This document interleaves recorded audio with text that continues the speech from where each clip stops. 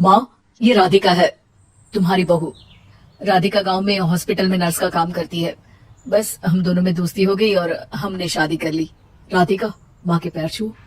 अरे चल हट नालायक। अरे मैंने क्या क्या सपने देखे थे कि तेरी शादी किसी अमीर घर में करूंगी और दहेज में लाखों रुपए लूंगी, और तू गांव की इस मामूली लड़की को मेरी बहू बनाकर ले आया। लेकिन बेटे की जिद के आगे सुनीता देवी मजबूर हो जाती है। राधिका सुनीता देवी को फूटी आंख भी नहीं भाती थी। तुम चिंता मत करो भाग्यवान, हम दोनों मिलकर अपनी बहू को इतना सताएंगे कि वो हमसे तंग आकर ये घर छोड़कर चली जाएगी। फिर हम अपने बेटे की शादी किसी बड़े सेठ की बेटी से कर देंगे, ठीक है? अगले दिन सुनीता देवी अपने बेटे का कमरा साफ कर रही होती है। तभी बहू के सामान में उसे एक बड़ी बड़ी मूंछों वाले आदमी की तस्वीर दिखाई देती है और उसके कंधे पर एक बड़ी सी बंदूक टंगी होती है। तस्वीर के नीचे लिखा होता है डाकू मंगर सिंह। ये किसकी तस्वीर है बहू? ये मेरे पिताजी की तस्वीर है। बस फिर क्या था। ये सुनते ही सुनीता देवी के हाथ पैर कांपने लगते हैं। वो भागती हुई सीधा अपने पति के कमरे में जाती है। अरे गजब हो गया जी, गजब। अरे क्या हो गया भाग्यवान, हमारी बहू एक मशहूर डाकू मंगर सिंह की बेटी है। हे भगवान, अब क्या होगा? क्या कहा? डाकू मंगर सिंह? अरे मर गए रे। सुना है वो तो बड़ा ही खतरनाक डाकू है, मारता ज्यादा है गिनता कम है। लोग पुलिस वाले भी उसके नाम से कांपते हैं। अरे सुना है वो तो हर हफ्ते 2-4 लोगों का ऊपर का टिकट कटवा ही देता है। हे भगवान, अब हम क्या करेंगे? ये हमारे नालायक बेटे ने कैसी मुसीबत हमारे गले बांध दी। हाँ वो तो है, अगर हमने बहू को जरा भी तकलीफ दी तो उसका बाप मंगल सिंह हमें गोली से उड़ा देगा। अब जो मैं कहता हूँ उसे ध्यान से सुनो। तुम बहू से बिल्कुल घर के काम मत करवाना, और ध्यान रहे उसे किसी प्रकार की तकलीफ नहीं होनी चाहिए, समझ गई ना? और ऐसा ही होता है। अगले दिन सुनीता देवी रसोई में खाना बना रही होती है कि तभी, ये क्या माँ जी, मेरे रहते आप खाना बना रही हैं? चलिए हटिए, मैं खाना बना देती हूँ। अरे नहीं नहीं बहू, तू यहाँ क्यों आ गई? जा तू अपने कमरे में जाकर आराम कर, मैं खाना बना लूंगी। सुनीता देवी जिद करके राधिका को भेज देती है।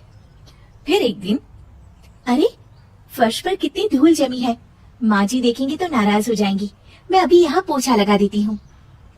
राधिका जैसे ही पोछा लगाने लगती है कि तभी उसके ससुर की नजर उस पर पड़ती है। बंसीलाल भागता हुआ वहाँ आता है। अरे नहीं नहीं बहू, तुम ये क्या गजब कर रही हो? बहू तो बेटी समान होती है और हम ना अपनी बेटियों से काम नहीं करवाते। तुम आराम से बैठकर YouTube पर किड लॉजिक चैनल की सास बहू की कहानियाँ देखो। वो लोग ना बहुत अच्छी अच्छी कहानियाँ बनाते हैं। सच?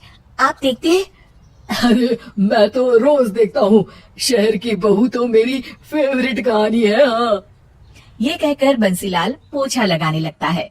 इस तरह राधिका के सास ससुर सारा दिन उसकी खुशामद में लगे रहते हैं और उसे किसी महारानी की तरह रखते थे।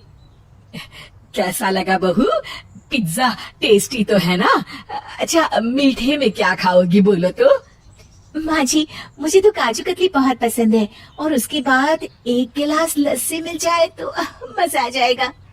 ये सुनते ही सुनीता देवी अपने पति को कोहनी मारते हुए कहती है, अरे सुना नहीं बहू क्या मांग रही है?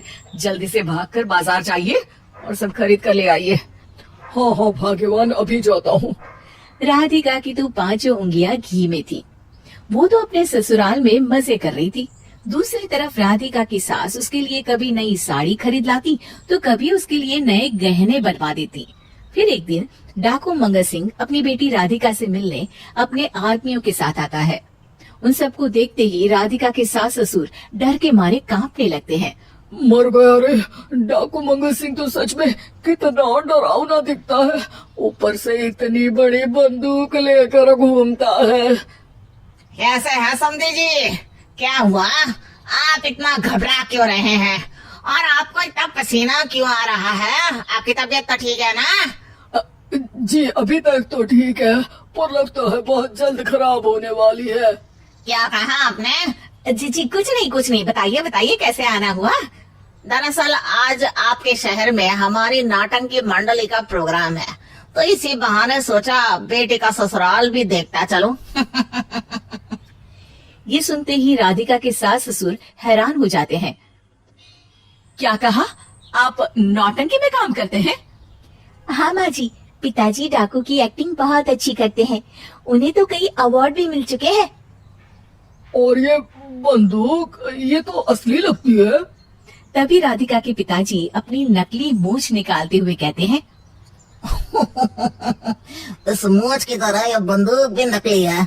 ये तो छर्रे वाली बंदूक है, इससे तो मैंने आज तक चिड़िया भी नहीं मारी। और खोदा पहाड़ और निकला चूहा।